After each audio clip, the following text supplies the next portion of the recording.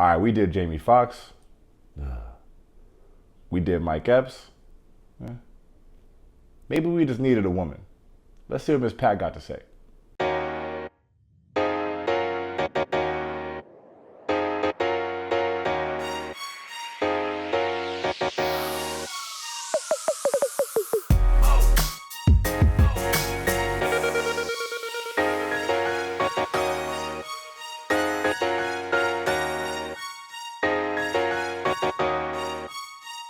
All right, welcome to Tate's Take. If you're new here, I give spoiler-free movie and TV reviews, give you a little background, just to let you know if I think it's worth checking out or not. If that's something you're into, go ahead and hit that subscribe button for your boy. For my regular Tate's Takers, let's see if this one deserves a pat on the back. Get it? Because it's called The Miss Pat Show? That was trash. Oh, never mind.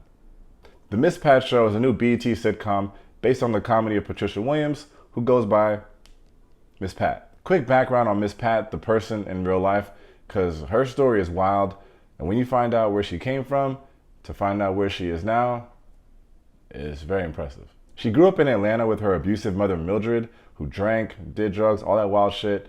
Even her grandfather would bring his friends over, and Patricia's mom would make her and her sister dance for these old creeps. And these creepy drunk old men are looking at you not like you're 7 or 9. No. Because they would be like, shake that ass. Who tell a 7-year-old to shake that ass? Yeah. Jesus That's a good Christ. question. Her story gets even crazier because sadly she was also the victim of child sexual abuse by her mother's husband and another 19-year-old dude named Daryl, who then became the father of her first 2 kids. Which is even more messed up because she had her first kid at 14 and her second kid at 15. Can you imagine? Like, I'm 35 years old. And if I had a kid today, I'm not saying I'm not ready, but I'd have to move some things around. Anyway, 14-year-old Patricia and 19-year-old Daryl both signed these birth certificates. And for anybody counting at home, yes, that would be a crime. So nobody at the hospital wanted to look into this? That's suspicious. That's weird. Anyway, not long after that, R. Kelly over here decides to literally pistol whip Patricia. The gun goes off, cracks her skull, and she's still 15. Listen, the biggest problem I had growing up is when everybody in school had a JanSport backpack, but I had a Jordan Sport, and the whole school made fun of me because I had the lifetime warranty. It's just different. Anyway, to support these 2 kids, Patricia started selling drugs, also at age 15, and by age 18, she was in jail for selling said crack. She did a year in jail, and when she got out, she joined this program to help her get her GED, get some job training, and it was actually her caseworker that told her she should try comedy because she was so funny. The caseworker told her she reminded her of Richard Pryor, and she didn't even know who Richard Pryor was. This is crazy. And then she becomes a comedian. So she listened, and she started to work on her act, and kind of the rest is history. When it comes to the Miss Pat Show, that journey wasn't easy either. This story goes back all the way to 2016 when Fox decided that they would pick the show up based on Miss Pat's life. Spoiler alert, they don't pick it up. It goes to Hulu, they screen the show, and they don't pick it up. Finally, last year in the pandemic, BET decides to pick the show up and launch it on their new streaming service, BET+, which I'm sure most of y'all didn't even know BET had a streaming service. It really be your own people. All right, plot time. Like I said, the Miss Pat Show is based on her real life, and she said about 95% of this stuff is true to form. So here's a quick breakdown of the main cast. Of course, it starts with Miss Pat, who's played by Miss Pat. She's the matriarch of the house, grew up really rough in Atlanta, just like I told you, and she recently had to move to Indiana because of her husband's job. What's up, y'all? I'm Miss Pat, and I just moved to Plainfield, Indiana, where the corn is high and the black population is me and my damn family. In the show, again, it's like her real life. She's also a comedian, so in Indiana, she has to figure out this new comedy scene, new people, and she's not exactly thrilled about it. Next, we have Miss Pat's husband, Terry, who's played by J. Bernard Calloway. Terry didn't grow up like Miss Pat. He grew up super stable, got a good job, and he's providing for his family. Not only does he raise the kids that he has with Patricia, but he also helps raise her kids that she had with her baby daddy. It's good on you, Terry. This is way better than Atlanta, right? They got dogs, there's tiki torches, and it's diverse. Diverse? There's all kinds of white people. Then we got Pat's sister Denise, who's played by Tammy Roman. She's kind of like that freeloading sister who also has a criminal past and can't keep a job. Them bitches quired me, sis. What the hell is quiet? Fired me when I was about to quit. On to the kids of the house. First, we got Brandon, who's played by Vince Swan. He's one of the kids from Pat's first relationship. He's kind of like an older version of Michael from My Wife and Kids. He's kind of dumb and just plays video games all day. What you do that for? I was just about to win a level of Call of Duty. You need to call a job and duty your ass up out my house. Now on to the kids that Pat has with Terry. We got Janelle and Junebug. Janelle's played by Brianna Guadalupe. She's 17 and she's the smart one of the house. Like the social justice warrior who's always trying to coach her mom up, who's far from politically correct. What did he say? Girl, he just called you a single parent. What make you think I'm a single parent? Racism. Junebug is played by Theodore John Barnes. He's your typical 14-year-old, obsessed with social media and just trying to fit in this new town. Are you having sex? You think I'm having sex? Boy, calm your ass down and answer the question. All these black folks under one roof, and now we got a series. So what's my take? All right, first let me break this down. The creator of this show is someone named Jordan E. Cooper. He reached out to me and told me that this show just dropped and that I should check it out. Now I've heard of Miss Pat before, but I didn't know she had a show.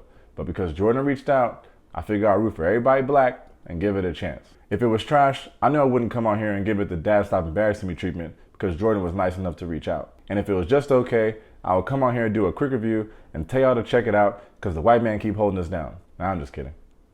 The show's not trash, and it's definitely not okay. This show is fire, and Miss Pat might have single-handedly brought back the black sitcom. So let's get into this. If you've been watching my channel for some time now, well, thank you. But for real, that means you probably saw my review for Dad Stop Embarrassing Me and The Upshaws. And I keep asking the same thing, what happened to the good black sitcoms? It's definitely back with the Miss Pat show, and for a few reasons. First, this is a show that knows exactly what its audience is. This is not a show for kids.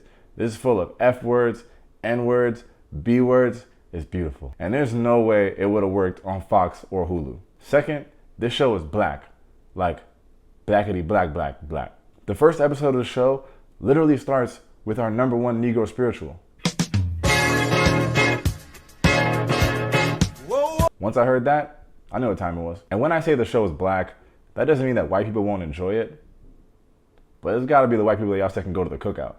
Like, there's no time to be explaining to y'all what edges are, especially if the person you're watching it with don't got them. Next thing I'll say about this show is that the performances are well done. This is obviously not the best acting ever caught on camera, but there's a level of realism to it that you don't always see, especially in front of a live audience. You can even see them breaking character sometimes and just busting out laughing. They could have just reshot that. But they just left it in there. It made it more real, because that's how black people act. We just laugh at everything. It's really good to see that Miss Pat obviously had free reign on the show here. She holds nothing back, and you can see it's like the real her. And you might be asking me like, Tay, what do you mean? What's the real Pat? What's she like? Why was your panty liner wet? Our panty line's always wet. Why? Cause it's a 64 Chevy, nigga.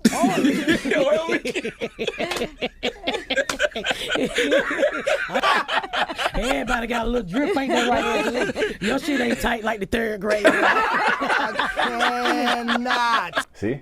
It's great. Then you also get some real powerful performances from like Brianna Guadalupe, who plays her daughter. There's just some good stuff in this show.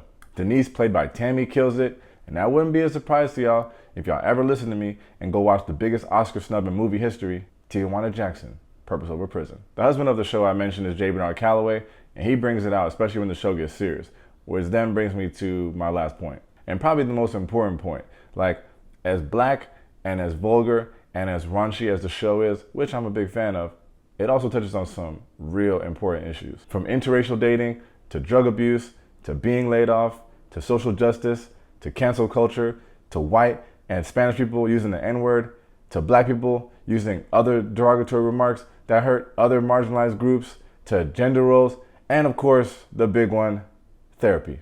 And there's even more, but the point is, the show does what is very hard for these shows to do. It's like you're walking this line of being raw and uncut, but also tackling some important issues. Honestly, I'm gonna give the Miss Pat Show 5 stars. Okay. I haven't laughed out loud at a show like this in a long time. Miss Pat's comedy just works for me. I hope BET picks it up for more seasons. When you hear her story, and of course there's more to it than I could give you on one little episode of Taste Take, but it's really inspiring to see where she came from to what she was able to accomplish today. Follow your dreams, kids. It's crazy.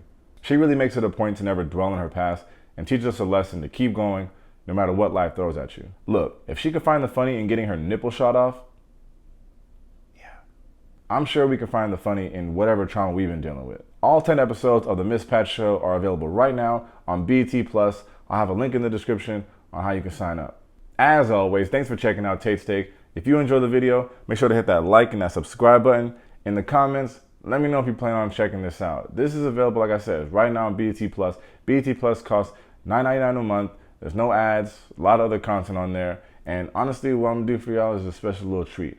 Whoever's the first person to shoot me an email and said, hey, I wanna check this show out, I'm gonna shoot you the $10 to give you your first month of BET+ on me. I want as many people to check the show out as possible. So whatever I could do in a small little way to support, since Jordan reached out and showed love, I'm gonna do that. So shoot me a note, you know where to find me. The first person is gonna get it. Hopefully it's not like my cousin or something like that. Hope y'all watch to the end of the video too. It's a little treat if you watch the whole video. I should keep doing more of these. Thanks for the time, y'all. Peace.